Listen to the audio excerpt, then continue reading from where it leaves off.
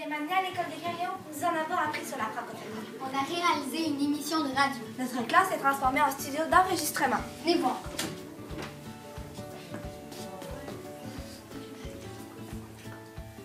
Cette année, dans ma classe en sixième année, on a créé une émission de radio. Alors pour ça, on s'est questionné sur les différents moyens de communication.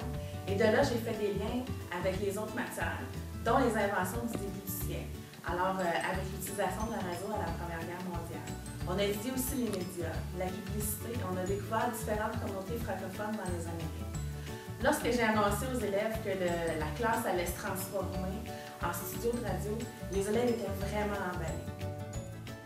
Eh bien, moi, j'ai été vraiment surprise quand on a appris qu'on allait faire un projet radio comme ça. Et puis, c'est vraiment amusant de pouvoir apprendre des choses nouvelles sur la francophonie et sur notre histoire du français. On a recherché des ambassadeurs de la langue française. Et pour ça, qui de mieux placé que les auteurs, compositeurs, interprètes pour justement démontrer l'importance de la langue française dans les chansons.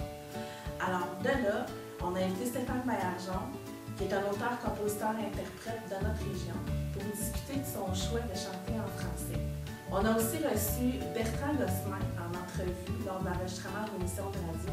Il nous a entretenu sur sa tournée pour l'avènement d'une chanson en Franche-Amérique. Et finalement, Vincent Vallière nous a aussi accordé une entrevue lors du lancement de notre émission de radio au congrès de la QPF en novembre dernier. Pendant notre émission de radio, on a étudié 4 communautés francophones dans les Amériques. On a appris beaucoup sur le Québec, l'Ontario, le Nouveau-Brunswick et la Louisiane. En équipe, on a recherché des informations pertinentes concernant les différentes communautés. Des recherches, de la lecture, composer et apprendre des textes, c'était beaucoup de travail.